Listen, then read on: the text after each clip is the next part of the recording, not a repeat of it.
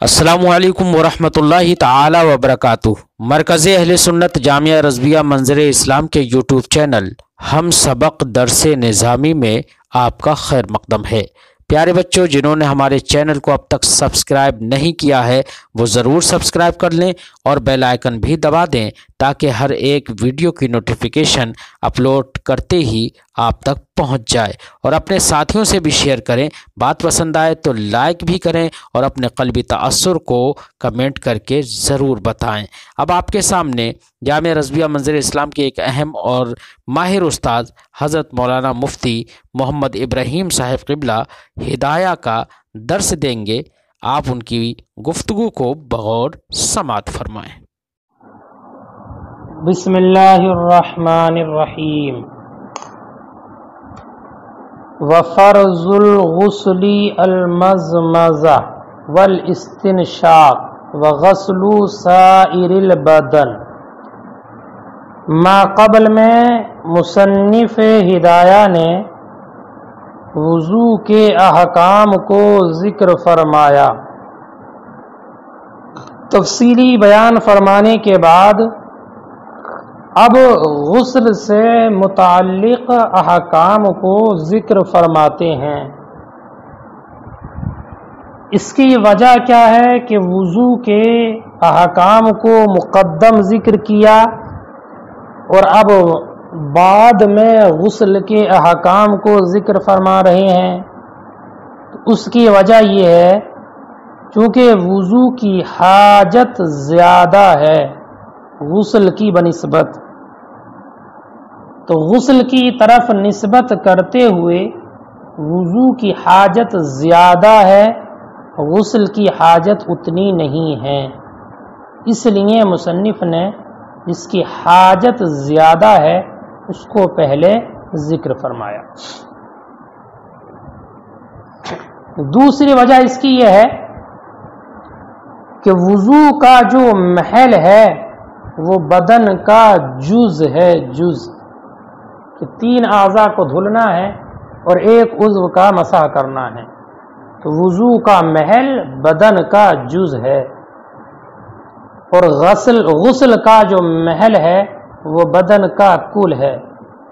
गुस्ल पूरे जिस्म पर किया जाता है और ये बात ज़ाहिर है कि जुज़ कुल पर मुक़द्दम होता है। इसलिए मुसन्निफ़ ने वुज़ू के अहकाम पहले और गुस्ल के अहकाम बाद में बयान। तीसरी वजह इसकी यह है कि मुसन्निफ़ ने किताबुल्लाह की इक़्तिदा की है, इसलिए कि कुरान पाक में भी वुज़ू के ज़िक्र को मुक़द्दम बयान फरमाया गया और गुस्ल को उसके बाद ज़िक्र किया। तो जो किताबुल्लाह की तरतीब थी इसी तरतीब से मुसन्निफ़ ने भी ज़िक्र फरमाया कि पहले वुज़ू को फिर उसके बाद गुस्ल को। गुस्ल गैन के ज़म्मे के साथ है इग़्तिसाल के माना में, यानी तमाम बदन का धोना। अहनाफ के नज़दीक गुस्ल में 3 बातें फ़र्ज़ हैं। कुल्ली करना, नाक में पानी डालना और तमाम बदन का धोना। ये 3 बातें गुस्ल में फ़र्ज़ हैं। अलबत्ता इमाम मालिक, इमाम शाफ़ई ने फरमाया कि कुल्ली करना और नाक में पानी डालना ये मसनून है, जिस तरीक़े से कि वुज़ू में मसनून है। जैसे कुल्ली करना और नाक में पानी डालना वुज़ू में सुन्नत है, इसी तरीक़े से गुस्ल में भी ये सुन्नत है। दलील क्या है इमाम मालिक और इमाम शाफ़ई रज़ियल्लाहु ताला अन्हुमा की? तो इनकी दलील हुजूर ये है कि अल्लाह के रसूल सल्लल्लाहु अलैहि वसल्लम ने इरशाद फरमाया, अशरुम मिनल फितरती, 10 चीज़ें फितरत से हैं यानी सुन्नत से हैं। तो अल्लाह के रसूल सल्लल्लाहु अलैहि वसल्लम ने 10 चीज़ों के सुन्नत से होने का ज़िक्र फरमाया और उनमें से 5 चीज़ों का ताल्लुक़ سر سے ہے اور 5 کا تعلق بدن سے ہے۔ جن چیزوں کا تعلق سر سے ہے وہ یہ ہیں: مانگ نکالنا، مسواک کرنا، کلی کرنا، مونچھ کاٹنا، ناک میں پانی ڈالنا۔ یہ 5 چیزیں ہیں کہ جو سنت سے ہیں اور سر سے ہیں۔ اور جن چیزوں کا تعلق بدن سے ہے وہ یہ ہیں: ناخن کاٹنا، بغل کے بال اکھاڑنا، منہ زیر ناف صاف کرنا، ختنہ کرانا اور پانی سے استنجا کرنا۔ یہ 10 چیزیں ہیں کہ جن کے بارے میں اللہ کے رسول نے فرمایا 10 من الفطرتی۔ تو اس حدیث پاک سے یہ بات معلوم ہوئی کہ کلی کرنا اور ناک میں پانی ڈالنا یہ مسنون ہے، مسنون، فرض نہیں ہے بلکہ سنت ہے۔ یہ حدیث ان دونوں حضرات کی دلیل ہے۔ دوسری عقلی دلیل بھی ان حضرات کی ہے، اور وہ یہ کہ غسل میں کلی کرنا اور ناک میں پانی ڈالنا، اس کو یہ قیاس کرتے ہیں وضو میں کلی کرنے اور ناک میں پانی ڈالنے پر، قیاس کرتے ہیں وضو پر۔ ان غسل میں کلی کرنے کو اور ناک میں پانی ڈالنے کو وضو پر قیاس کرتے ہیں کہ جس طرح سے وضو میں کلی کرنا اور ناک میں پانی ڈالنا سنت ہے، اسی طریقے سے غسل میں بھی سنت ہے۔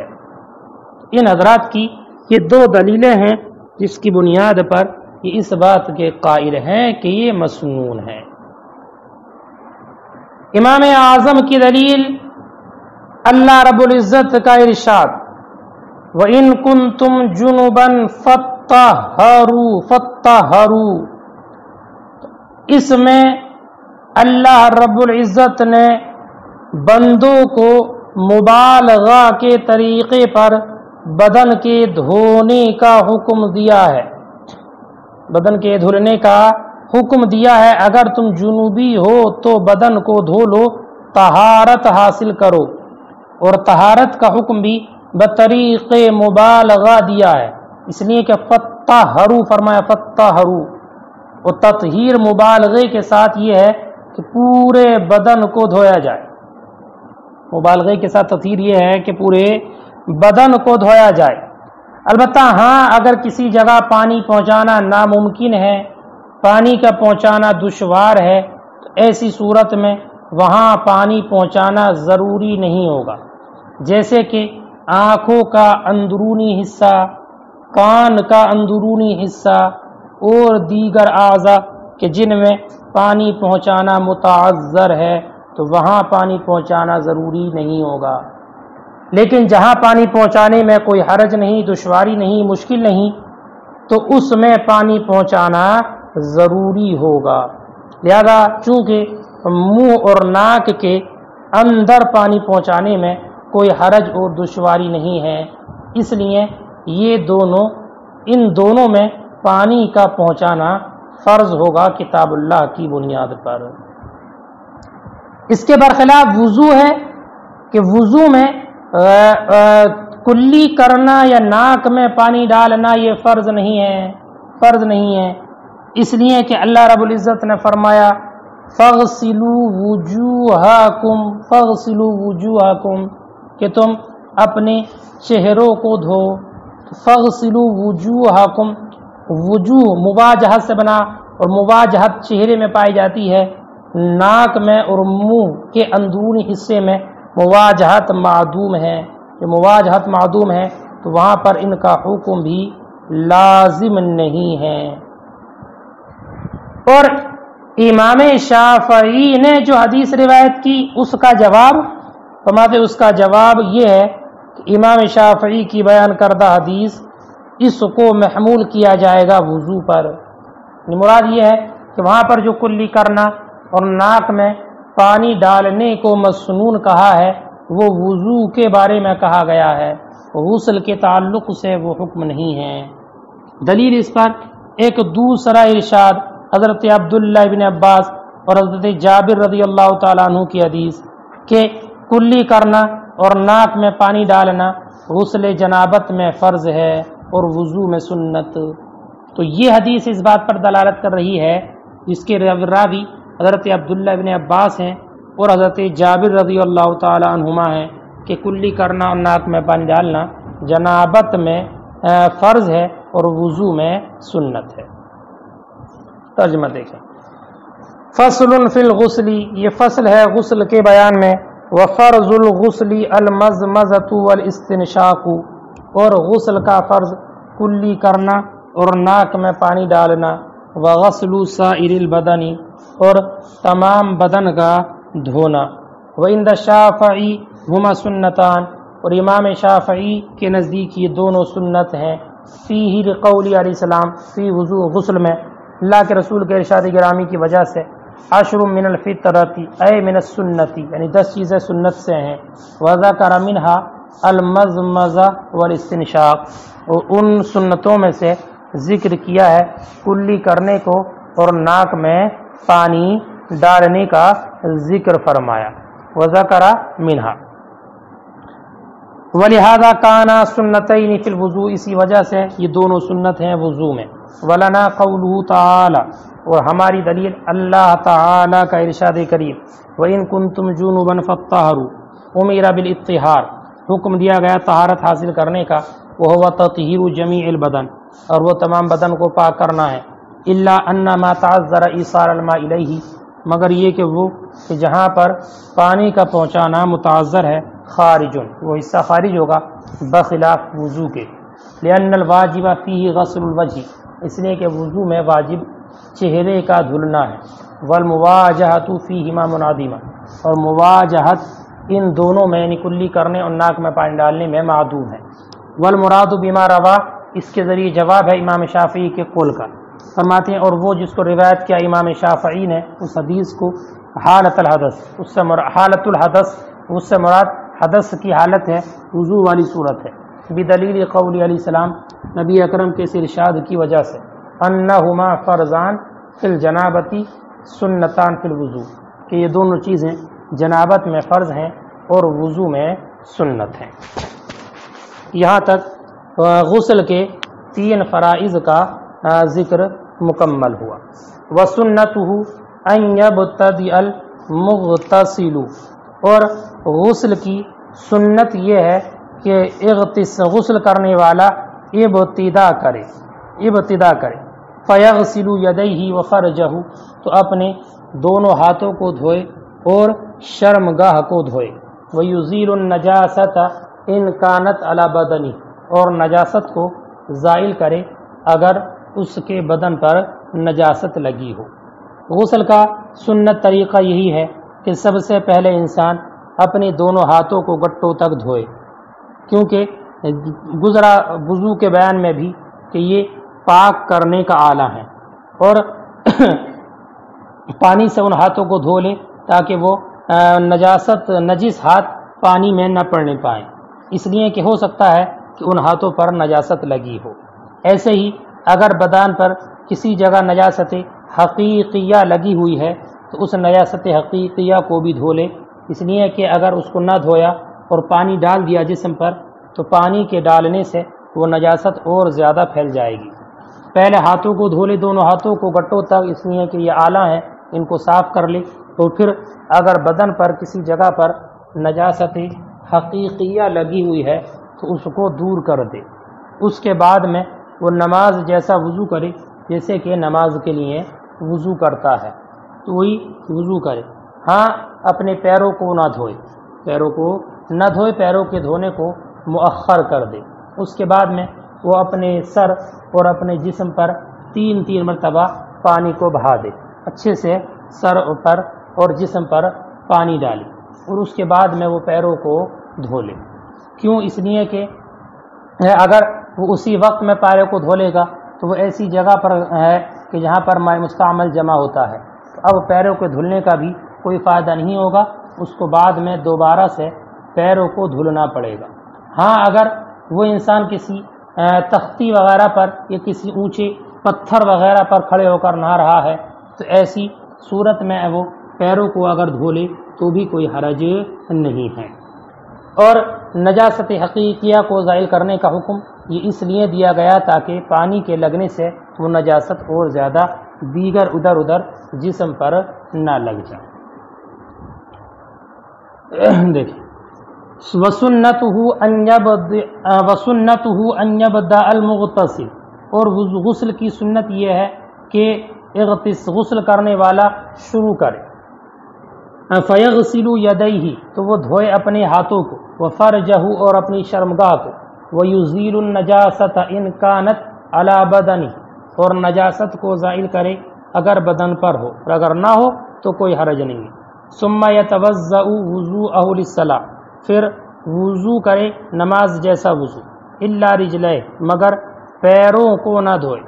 ثم يفيض الماء على رأسه، پھر پانی کو بہائے اپنے سر پر، وسائر جسدی، اور اپنے تمام بدن پر، ثلاثاً، 3 مرتبہ پانی بہائے اپنے سر پر اور اپنے پورے بدن پر۔ اب اس کا طریقہ کیا ہے؟ تو بعض حضرات نے یہ کہا کہ پہلے داہنے کاندھے پر 3 مرتبہ پانی ڈالے، پھر اس کے بعد بائیں کاندھے پر ڈالے 3 مرتبہ، پھر باقی جسم پر پانی ڈالے۔ اور بعض نے یہ کہا ہے کہ پہلے داہنے کاندھے پر ڈالے، پھر سر پر ڈالے، پھر بائیں کاندھے پر ڈالے۔ الا رجليه ثم يفيض الماء على رأسه وسائر جسده ثلاثا ثم يتنحى عن ذلك المكان، پھر اس مکان سے غسل کی جگہ سے دور ہو جائے۔ فيغسل رجليه، اور اپنے پیروں کو دھو لے۔ هكذا حکت میمونۃ اغتسال رسول اللہ صلی اللہ علیہ وسلم، ایسے ہی روایت کیا، بیان کیا حضرت میمونہ زوج نبی صلی اللہ علیہ وسلم نے نبی اکرم صلی اللہ علیہ وسلم کے غسل کو۔ وانما يؤخر غسل رجليه، اور وہ اپنے پیروں کو دھونے کو مؤخر کرے، لأنهما في مستنقع الماء المستعمل، اس لیے کہ وہ ماء مستعمل کے جمع ہونے کی جگہ میں ہے۔ فلا يفيد الغسل، تو اب دھونا بھی اسے فائدہ نہ دے گا۔ حتی لو کان علی لوح، یہاں تک کہ اگر وہ کسی تختے پر ہو، لا یؤخر، تو اب دھونے کو مؤخر نہ کرے۔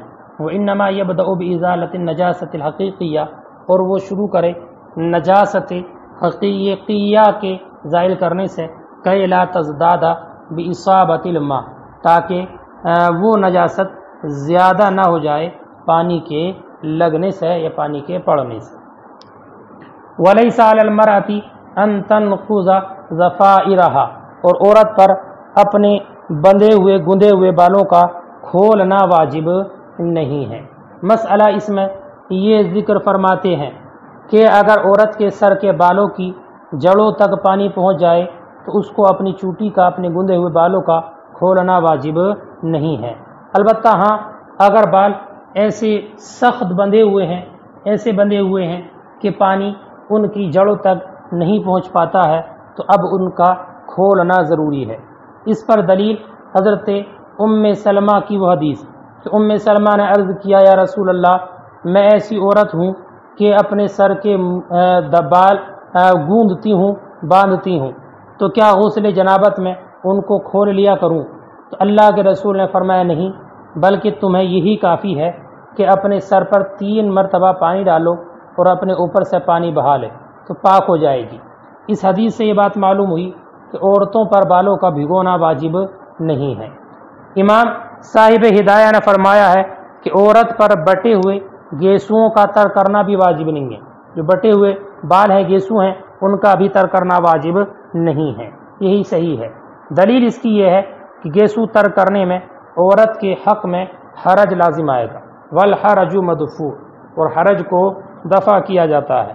اس لیے عورت کو حرج سے دور کرنے کے لیے حکم یہ دیا جائے گا کہ وہ اپنے ان گیسوؤں کو نہ کھولے، ایسے ہی اس کے اوپر سے پانی بہا لے جبکہ پانی ان کی جڑوں تک پہنچ جائے۔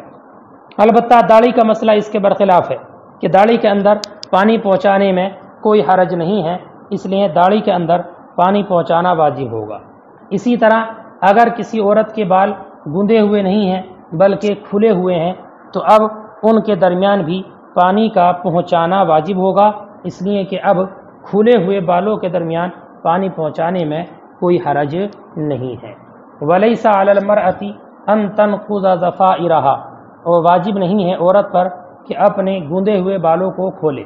फिल गुस्ली, गुस्ल में, इज़ा बलगल माउ उसूल अश-शारी, जबकि पानी पहुँच जाए बालों की जड़ तक। लिक़ौलिही अलैहि सलाम बि उम्मी सलमा रज़ियल्लाहु अन्हा, नबी अकरम के से इरशाद गिरामी की वजह से हज़रत उम्मे सलमा से, यकफ़ी की इज़ा बलगल माउ उसूल शारी की, तुम्हें काफ़ी है जब पानी पहुँच जाए तुम्हारे बालों की जड़ों तक। वलैसा अलैहा, और वाजिब नहीं है औरत पर, बल्लु ज़वाइबहा, गेसुओं का तर करना, हुवा सही, यही सही कौल है, लिमा फ़ीही मिनल हरज, उसकी वजह से कि इसमें हरज है, बखिलाफ लिहिया के, दाढ़ी के बरखिलाफ, लिअन्नहु ला हरज फ़ी ईसालिल माई इला इसनाइहा, इसलिए कि कोई हरज नहीं है खुले हुए बालों के दरमियान तक पानी पहुँचाने में।